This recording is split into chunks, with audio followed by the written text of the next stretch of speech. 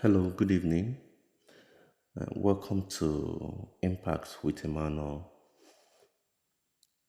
Today, I'm going to talk about grief and loss.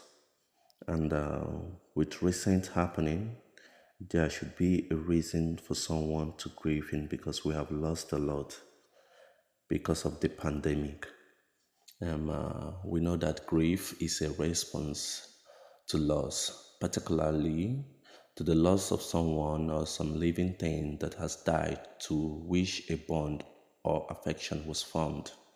Uh, the pain of loss can be overwhelming, but there are ways to overcome those overwhelming emotions and feelings because grief is a strong or sometimes overwhelming emotion for people regardless age or status.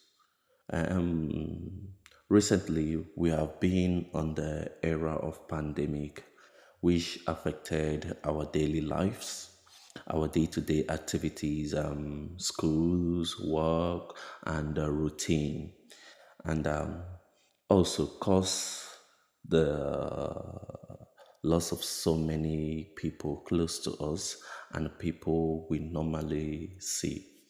And also, things change too.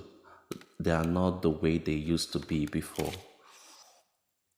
They are on this period, losses and grief are not just people we lost.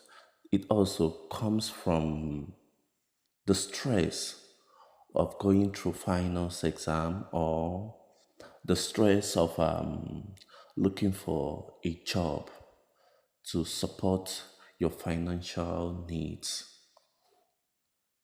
maybe unable to identify or work towards those goals may cause grief. There are also losses, financial losses, and this should cause grief in the midst of all this intensified civil unrest. It's a serious grief. So many of us, so many people here on this network, we are going through one kind grief or the another, and there are ways to identify these symptoms. The first one is denial. When we are in grief, mostly we tend to deny, avoid people, we procrastinate, we keep on forgetting things, we are easily distracted, we keep on shutting down, confusion, we feel numbness, mindless behaviors, keeping busy at all times while doing something, why you are busy but you are not busy, thinking and saying I'm fine is fine, but actually you are not fine. So this is the first stage of grief, and we should be able to identify grief. Another goes to like frustration. Another stage of it is frustration, impatience, resentment,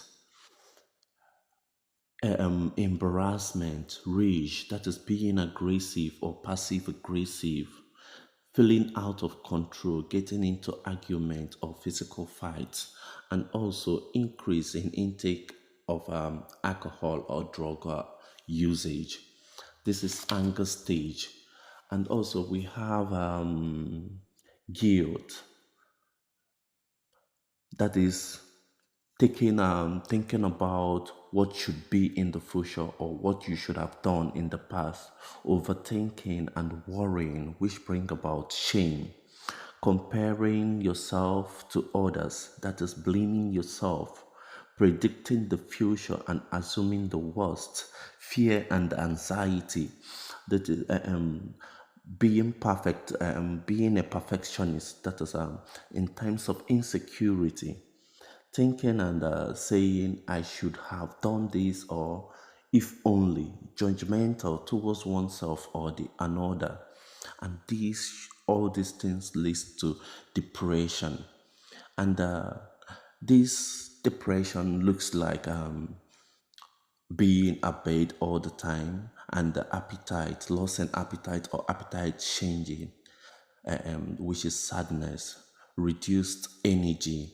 which is despair, reduced social interaction, social interest or interaction, which is helplessness, crying, reduced motivation, hopelessness, and disappointment, and increase in intake in alcohol and drug usage. That is being overwhelmed by all these things. The last but not the least stage is the stage whereby you start, when you have identified all these your flaws, all these things you are passing through, and you started changing towards it. That is being mindful of your behavior, feeling that you are good enough, engaging with what is reality, what is real and what is not real, putting it, that is, you are being courageous. And this is how, saying that this is how this should be and this is how I should do, that is validation. Being present in the moment, that is self compassion, looking at yourself and saying, yes, this is me, although I've gone through this, i should be I should be this. That is able to be vulnerable and tolerate emotions, that is pride, gaining back your pride, self-confidence. Also, being non-defensive, honest, and having a honest communication, being assertive. That is, by this time, is what will I say? It should be wisdom. We should say it's wisdom. That is having the wisdom, the knowledge to engage in honest communication and being non-defensive. Like when you say, why are you always sleeping? You say, I did not sleep last night, or all these things, withholding back the truth. And also adapting, coping, and responding skillfully in all the things you are doing. It matters a lot. And if you are feeling overwhelmed by grief, loss, or trauma, remember, you do not have to go through all these things alone. There are some people that are out there to help. You can go to your churches, there are pastoral care. Those of you that can afford mental health facilities can go or engage a professional help or a support group, which help a lot. You can also communicate with or confide with somebody, your family, your friends, so that they should know what you are going through. It matters a lot. Thank you once again for giving me a listening ear. Always like, subscribe, comment, and turn on the notification bell